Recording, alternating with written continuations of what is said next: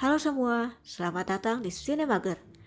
Kali ini kita akan melihat alur cerita dari film The Wolf of Wall Street.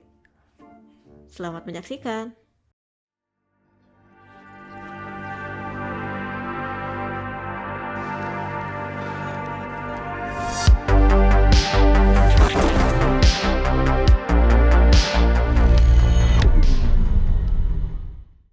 The Wolf of Wall Street, film karya sutradara Martin Scorsese berdurasi 2 jam 59 menit ini bercerita mengenai perjalanan karir Jordan Belfort sebagai pialang saham.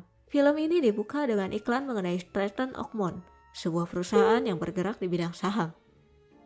Setelahnya, Jordan akan bercerita mengenai dirinya, mulai dari kedua orang tuanya, rumah masa kecilnya, mansion mewah, jet pribadi, 6 buah mobil mewah, 3 kuda, 2 rumah liburan, dan kapal pesiar.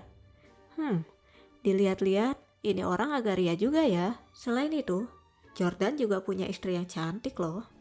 Naomi namanya.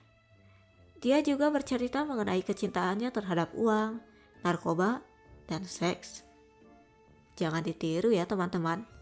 Kemudian kita akan melihat flashback di saat Jordan masih menjadi pialang saham magang di LF Rothschild. Di sini juga akan terlihat istri Jordan, Teresa. Loh, kok istrinya beda? Penasaran kan? Simak terus video ini ya. Di LF Rothschild, Jordan bertemu dengan Mark Hanna yang akan menjadi pengawasnya. Nah, dari si Mark inilah, Jordan belajar lebih banyak mengenai tips and trik seputar dunia saham. Tapi nggak cuma itu aja loh, Jordan juga belajar tentang narkoba di sini. Beberapa bulan kemudian, Jordan diangkat jadi pialang saham berlisensi. Tapi sialnya, hari pertama Jordan masuk kerja sebagai pegawai tetap jatuh pada 19 Oktober 1987. Pada hari itu, pasar saham di seluruh dunia hancur dan LF Rothschild turut terkena imbasnya.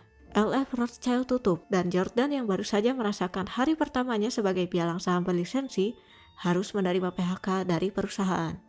Jordan kemudian menjadi pialang saham di Investor Center. Perusahaan tersebut hanya menjual saham perusahaan yang tidak terdaftar di bursa saham, atau dengan kata lain, perusahaan kecil. Tidak banyak yang mau menanam saham di sana, karena perusahaan yang ditawarkan adalah perusahaan kecil yang belum tentu akan sukses. Namun menariknya, Investor Center menawarkan 50% komisi bagi pialang saham untuk setiap saham yang terjual. Berbekal ilmu dan nasihat yang ia terima selama berbulan-bulan di Rothschild, Jordan berhasil menjual saham senilai $4.000 di hari pertamanya bekerja. Dan ini tentu membuat pialang saham lain yang berada di sana terpukau dengan kemampuan Jordan. Lalu Jordan bertemu dengan Donnie yang nantinya akan menjadi sahabat sekaligus rekan kerjanya. Karena tergiur dengan jumlah uang yang dihasilkan Jordan, Donnie langsung mengundurkan diri dari pekerjaannya dan bekerja dengan Jordan. Jordan dan Donnie lalu berencana untuk membuka perusahaan sendiri, yang nantinya akan menjadi cikal bakal dari Stratton Oakmont. Mereka menyewa sebuah garasi yang akan digunakan sebagai kantor. Jordan kemudian mengajak teman-teman di kampung halamannya untuk bekerja dengannya. Setelah menjelaskan panjang lebar mengenai pialang saham, bahkan meminta salah satu temannya, Brett, yang ahli menjual, untuk mencontohkan pada temannya yang lain tentang cara menjual sesuatu dengan baik. Boom. Sell me that pen. Watch. Go on. Akhirnya, teman-teman Jordan yang terdiri dari Robbie, Eldon, Chester, dan Nicky setuju untuk bekerja dengannya, kecuali Brett, karena ia sudah menghasilkan cukup uang dari menjual narkoba. Berkat istrinya, Teresa, Jordan mempunyai ide untuk menjual saham-saham perusahaan kecil tersebut dengan harga yang sangat tinggi kepada orang-orang kaya. Dia mengatur ulang perusahaannya dan mendirikan Stratton Oakmont. Jordan juga memberikan pelatihan pada teman-temannya dengan cara memberikan contoh langsung mengenai bagaimana cara menjual saham pada orang-orang kaya.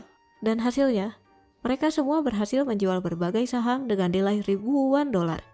Setelahnya, Stratton Oakmont berkembang dengan sangat pesat, merekrut lebih banyak karyawan, dan mengganti tempat kerja menjadi yang lebih besar. Good, pick up the phone and start dialing. Jordan menjadi sangat kaya. Begitu juga dengan teman-teman dan karyawan yang ada di Stratton Oakmont lainnya. Karena itu, Stratton Oakmont seringkali mengadakan pesta perayaan besar-besaran. Pesatnya perkembangan perusahaan dan banyaknya jumlah uang yang dihasilkan membuat FBI menaruh curiga pada Stratton Oakman. Pada suatu pesta besar perusahaan di rumah liburan Jordan, Donnie meracau mengenai teman masa kecilnya, Steve Madden, seorang desainer sepatu wanita berpotensi. Di sini jugalah Jordan bertemu dengan Naomi, yang saat itu datang berkunjung bersama kekasihnya. Jordan merasa tertarik dengan Naomi dan berusaha mendekatinya. Meskipun keduanya telah memiliki pasangan masing-masing. Gak tahu diri ya Jordan. Tanpa sepengetahuan istrinya, Jordan dan Naomi seringkali bertemu dan berbincang. Tak hanya itu, mereka juga sering melakukan hubungan intim. Hingga pada akhirnya, Teresa memergoki mereka berdua sedang memadu kasih di dalam mobil Jordan. Wah, parah banget nih si Jordan. Akhirnya, Jordan dan Teresa berpisah. Jordan lalu membawa Naomi pindah ke apartemennya. Jordan juga mulai mencoba cara-cara ilegal lainnya untuk mendapatkan uang lebih melalui saham. Jordan menyebut yang satu ini lubang tikus. Ia bermain saham dengan menggunakan nama Brett, lalu dia akan menaikkan harga saham tersebut melalui Stratton Oakman, dan Brett akan menjualnya kembali pada saat harga saham sedang tinggi-tingginya, sehingga Jordan mendapatkan keuntungan yang sangat tinggi dari saham tersebut. Di sisi lain, pihak berwenang semakin meresahkan Jordan. Jordan lalu menyewa Manny Riskin, seorang pengacara keamanan, untuk memberinya saran mengenai hal itu. Tak lama kemudian, Jordan menikahi Naomi. You sure? Mereka mengadakan pesta pernikahan yang sangat meriah dan menjadi keluarga bahagia. Tetapi, yang namanya rumah tangga, ya ada saja pertengkarannya. Kabar bahagia juga datang dari Stratton Oakman. Steve Madden, perusahaan sepatu yang sudah lama diincar oleh banyak perusahaan saham untuk go public, akhirnya memutuskan untuk go public berkat bujukan Donnie. Lagi-lagi, Jordan melakukan tindakan ilegal untuk mendapatkan lebih banyak uang dengan menanam 85% saham di perusahaan Steve Madden bersama Donnie. Keberadaan FBI yang sudah mencurigai Jordan sejak lama semakin meresahkan Jordan. Jordan kemudian meminta pendapat pada penyelidik swasta. Namun, meski sudah mendapat saran untuk tidak melakukan apapun pada agen-agen FBI tersebut, Jordan tetap mencoba untuk menjebak mereka. North of $500,000. Yang berakhir pada penolakan tegas. Merasa cemas, Jordan dan Donnie mencoba untuk menyelundupkan uang mereka ke salah satu bank di Swiss. Agar tidak ketahuan FBI, Jordan membuka rekening atas nama Emma, yang merupakan bibi dari Naomi. Dan tentu saja, Naomi tidak mengetahui hal ini. Selanjutnya, dalam beberapa kali perjalanan, dan dengan bantuan dari Emma, juga anggota keluarga istri Brett, mereka berhasil menyelundupkan uang sebesar $20 juta ke Swiss tanpa kesulitan. Masalah muncul pada saat Brett akan mengambil uang bagian Donnie. Brett dan Donnie beradu mulut. Karena terbawa emosi, Brett mengeluarkan senjata api miliknya dan mengarahkannya pada Donnie. Hal ini membuat polisi yang sedang berpatroli di sekitar mereka bertindak dan mendatangi mereka. Panik karena keberadaan polisi, Brett dan Donnie berusaha untuk kabur. Donnie berhasil lolos. Sayangnya, Brett tidak sempat untuk kabur. Brett kemudian terpaksa mendekam di penjara. Jordan kemudian mendengar kabar ini melalui penyelidik swasta yang ia sewa. Penyelidik swasta tersebut juga memberitahukan bahwa FBI sudah menyadap seluruh saluran teleponnya. Karena itu, Jordan diminta untuk meneleponnya melalui telepon umum. Dan diminta untuk tidak menggunakan telepon rumah maupun kantornya. Karena sebelumnya telah mengonsumsi narkoba, Jordan menjadi mabuk narkoba, atau dalam kata lain, teler. Namun karena terlalu sering mengonsumsi narkoba, Jordan mengalami kelumpuhan otak sementara. Saat mencoba untuk berkendara pulang, Jordan diberitahu Naomi bahwa Donnie sedang menelpon bankir di Swiss. Jordan panik dan mencoba untuk menghentikan Donnie. Keesokan harinya, Jordan didatangi polisi terkait dengan Jordan yang berkendara secara sembrono pada malam hari saat ia sedang teler. Mengetahui banyaknya masalah yang sedang dihadapi Jordan, Manny Riskin dan ayahnya menyarankan Jordan untuk berhenti dari Stratton Oakman demi kebaikannya. Tetapi ia mengabaikan saran tersebut. I'm not leaving.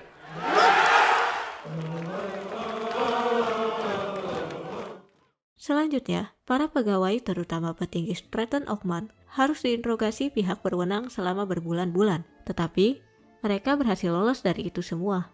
Untuk mencegah hal ini terulang kembali, Jordan melarikan diri ke Italia bersama Donnie dan istri mereka. Saat di Italia, Jordan mendapatkan kabar bahwa Steve Madden berusaha menjual 85% saham di perusahaannya, yang sebenarnya saham tersebut adalah milik Jordan. Bersamaan dengan itu, Naomi mendapatkan kabar bahwa bibinya, Emma, telah meninggal karena serangan jantung. Jordan panik mendengar hal itu. Namun, untungnya, uang yang berada di bank Swiss yang beratasnamakan Emma bisa diambil. Dengan syarat, Jordan harus sampai di Swiss keesokan harinya. Namun, karena cuaca buruk, kapal feri yang dinaiki Jordan terbalik, dan Jordan terlambat untuk sampai di Swiss tepat waktu. Setelah kejadian tersebut, Jordan kemudian bertobat. Selama 2 tahun, Jordan menjalani rehabilitasi narkoba dan memberikan seminar finansial pada orang-orang. Namun setelahnya, Jordan ditangkap oleh FBI karena temannya, Nicky dan Saurel, si bankir Swiss, tertangkap saat berada di Miami. Jordan didakwa dengan berbagai macam tuntutan dan harus membayar uang jaminan sebesar $10 juta. Udah mencoba hidup tenang, tapi tetap aja kena sial. Kasiannya Jordan. Hal itu juga membuat Jordan harus menjadi tahanan rumah untuk sementara. Tetapi, ia juga akan mendekam di penjara selama beberapa tahun. Kecuali ia mau bekerja sama dengan FBI untuk mengkhianati teman-temannya, maka masa tahanan Jordan dapat dikurangi. Masalah semakin runyam saat Naomi meminta untuk berpisah dan akan mengambil hak asuh kedua anak mereka. Jordan mencoba membawa lari anak pertama mereka, namun usahanya gagal. Dengan berat hati, Jordan menyetujui perceraiannya dengan Naomi. Ia juga menyetujui untuk bekerja sama dengan FBI. Jordan diminta untuk menuliskan daftar nama orang-orang yang terlibat dengannya dan diminta untuk menggunakan penyadap. Tujuannya agar FBI memiliki bukti lebih terhadap orang-orang yang ditulis oleh Jordan. Tetapi, saat Jordan sedang berbincang dengan Donnie di perusahaan, Jordan malah memberi kode lewat not kecil pada Donnie. Ia meminta Donnie untuk tidak memberatkan hukuman terhadap dirinya sendiri dengan mengatakan hal-hal ilegal yang telah mereka lakukan, karena Jordan dipasangi penyadap. Sayangnya, FBI menemukan not tersebut dan langsung memenjarakan Jordan. Selain Jordan, FBI juga memenjarakan orang-orang yang berada dalam daftar nama Jordan.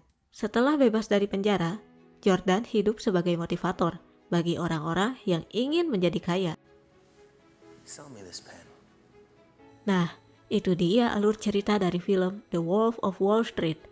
Film yang dirilis pada tahun 2013 ini sangat menggambarkan kehidupan sehari-hari, bagaimana uang mengontrol manusia dan dapat sangat mempengaruhi seseorang. Obsesinya terhadap uang dan gaya hidup hedonisme membuat Jordan Belfort seringkali mendapat masalah. Jadi, kalau nggak mau sering kena masalah kayak Jordan, hidup sederhana aja deh. Buat yang belum nonton, mending nonton deh. Meskipun durasinya panjang, tapi seru loh. Soalnya, konflik yang ada dalam film ini naik terus. Meskipun santai sebentar, tetap aja naik lagi nantinya. Pokoknya, nonton ya, soalnya seru banget. Buat yang udah nonton, kasih tahu dong pendapat kalian tentang film ini di kolom komentar. Jangan lupa buat like dan subscribe jika kalian suka video ini. Sampai jumpa di video lainnya.